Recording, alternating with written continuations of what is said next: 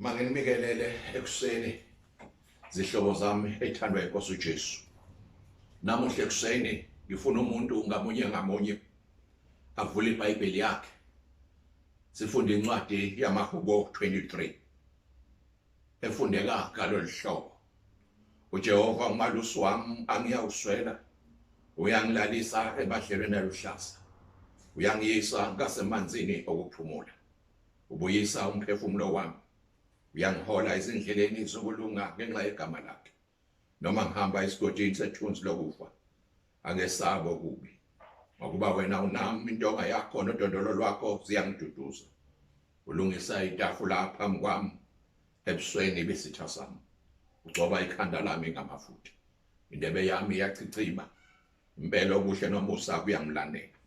Imihla yonke yokuphila kwami ngiyawuhlala endlini kaJehova kuze kube kunaphakade. Amen. Mangibonge zihlobo zami esithandekayo. Ngibonga uNkulunkulu osigcinile.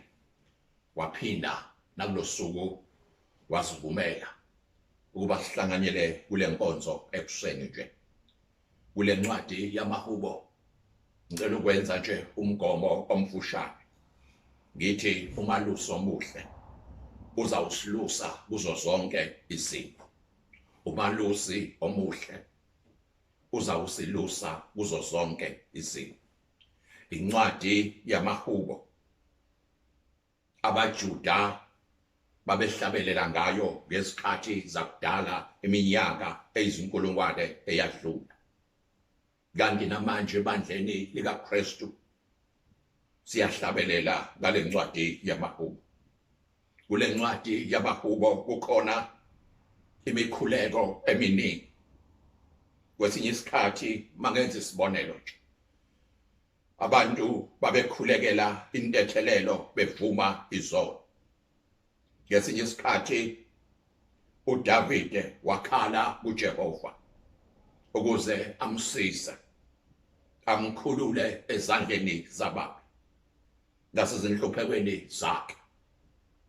Kodwa kuko konke le incwadi lapho sisifundiswa khona ukumdumisa nokumbonga uNkulunkulu.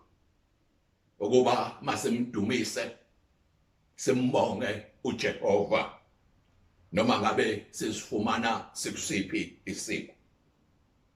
Incwadi yamaHubo ihlukaniswe izigatshana ezinhlanu. AmaHubo 1 kuya ku41 ngabaHubo okukhululwa. AmaHubo 42 kuya ku72 afakaza ngokwahlulela kukaJehova. AmaHubo 73 kuya ku89 ngamaHubo ahlatshelelwa ngabantu baseJudiya ngezikhathi ezithile. Bebawahlabelela abaseJudiya ezimeni ezahlukahlukene. Kuthi amaHubo 90 kuya ku106 ngamaHubo afakaza ngombuso kaJehova. Uthi umbuso kaJehova ungumbuso onjani.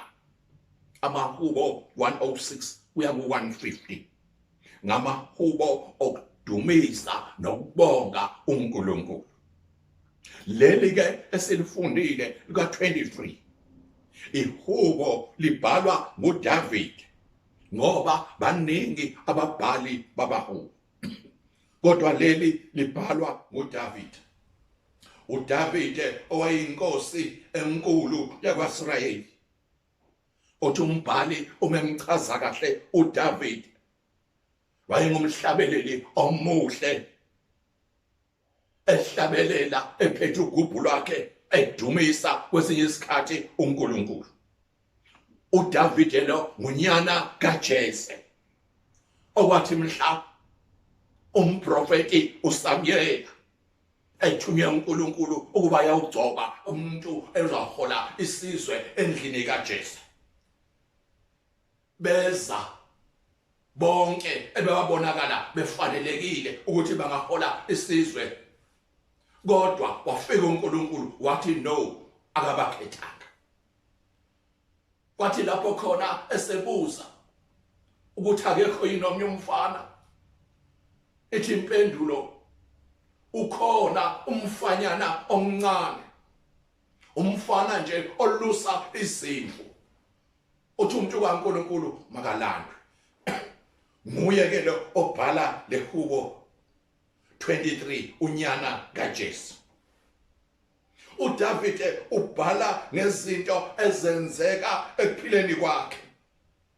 Ngesinye isikhathi njengoba ebhala wambonga uJehova uDavide.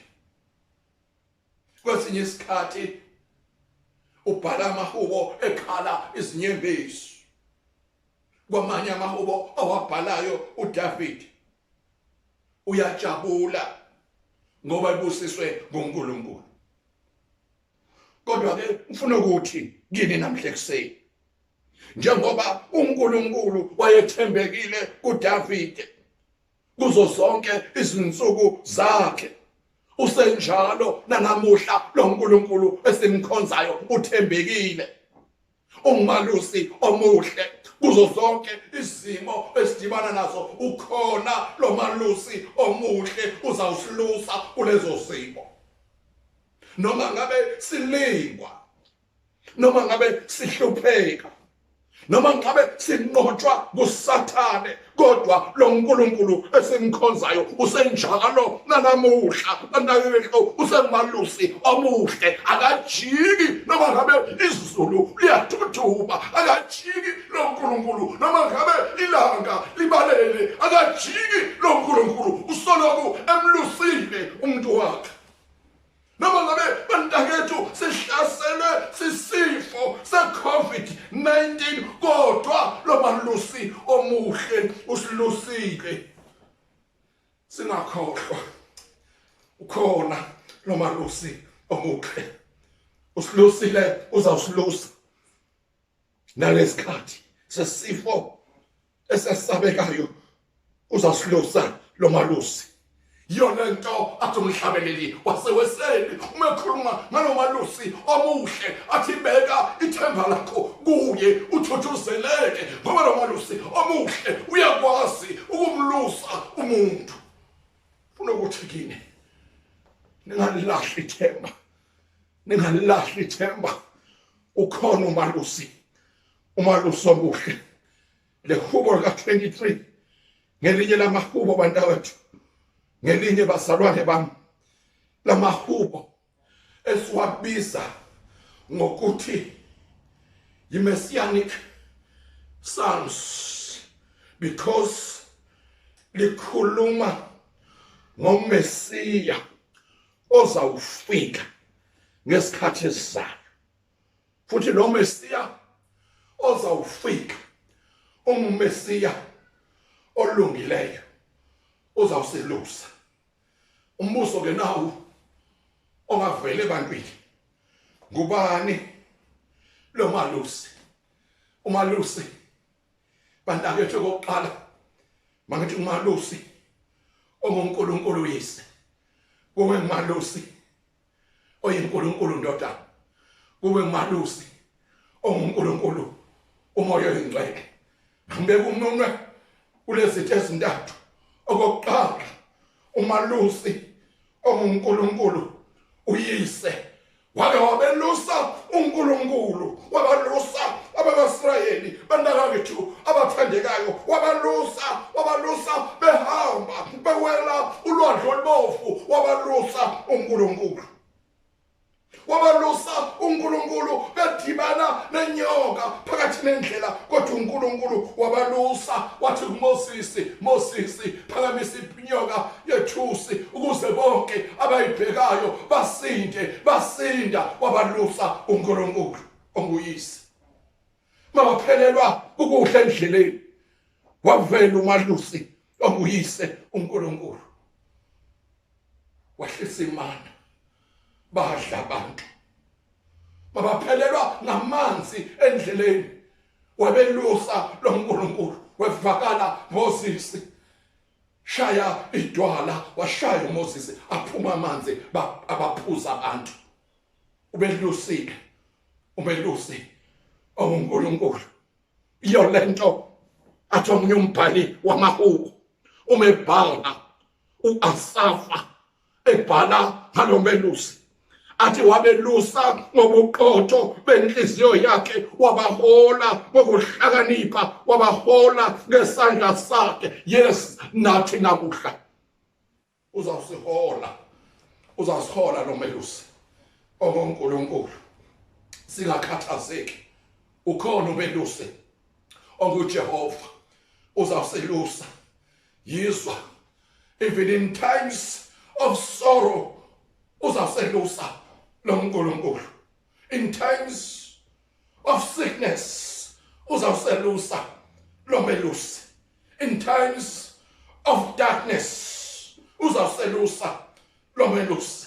In times of despair uzaselusa lo melusi. Muswe umebhala umhlabeleli athi umalusi nguJehova ongigcinileyo, ukweswela akubikho, kothembela kuye. Umelusi loyo. Nxa ngihamba emnyameni anginakwesaba, ngoba wena Nkosi unami.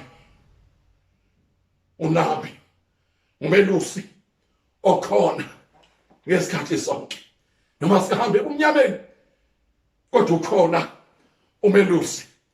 Kulezo sikhathi uselusile. Umelusi indodana kwesibili. Umelusi indodana. Yizwa uJohane umebhala ngesisho sikaJesu. Uthi uJesu, mina ngingumelusi omuhle. I am the gate for the sheep. Ngiyisango lezimvu. uJesu uthi lo melusi nezimvu ziyaliswa, izwi lakhe uzibiza ngamagama. Lo melusi aziholele ngaphandle. Lo melusi oyindodana athi umbhali umebhala, umelusi uhamba phambi kwazo izimvu zimlandele.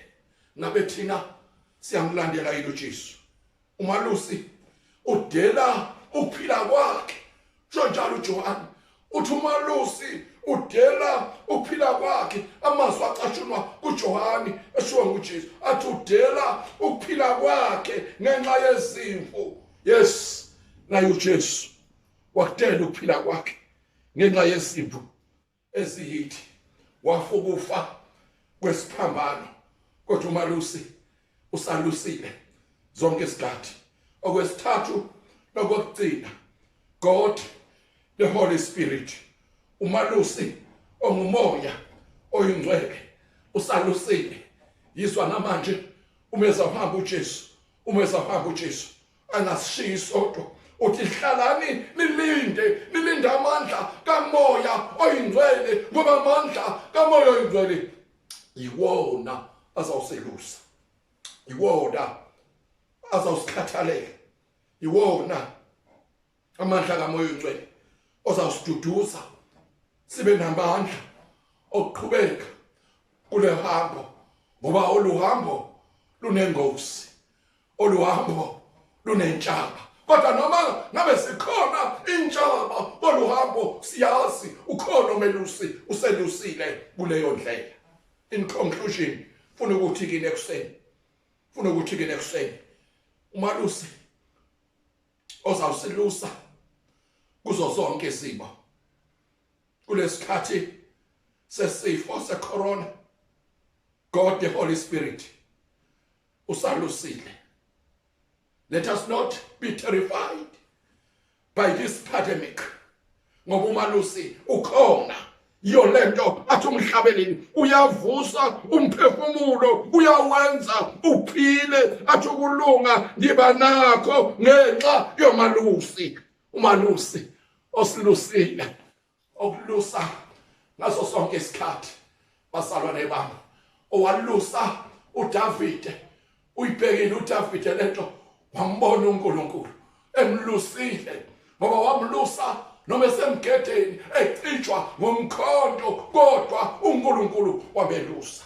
Ufuna ukuthi kini ekuseni ukhona umalusi onguNkulunkulu indodana, khona umalusi onguNkulunkulu Baba, ukhona umalusi onguNkulunkulu umoya oyingcwele, Asanigcina uNkulunkulu, anipha amandla kulosuku lwanamuhla nangezinsuku ezizayo. Ahlale nithembele umelusi ozamlusa manje naphakade. Amen. Masithandaze. Baba uNkulunkulu oyingcwele, isenkosi Jesu Kristu, mzali wethu, melusi wethu, sithembele Nkosi kwawakha amandla. Sesibambile Nkosi kwesakho isandla.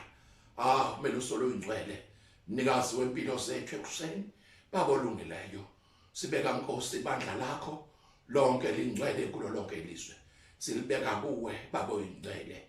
Sibeka Nkosi izwe labo wethu Baba olungileyo, sibeka upresident Nkosi walelizwe necabinet ayiholayo Baba olungileyo. Lesikhathi Nkosi somshikashika sibanikezela kuwe Nkosi elungileyo. Siyacela Baba oyingcwele, vela melusi olungileyo, ubonakale Nkosi, bonakalisa amandla akho Nkosi elungileyo.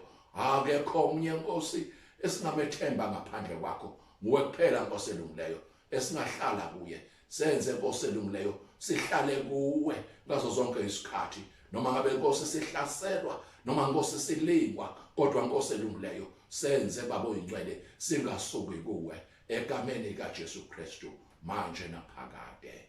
Amen.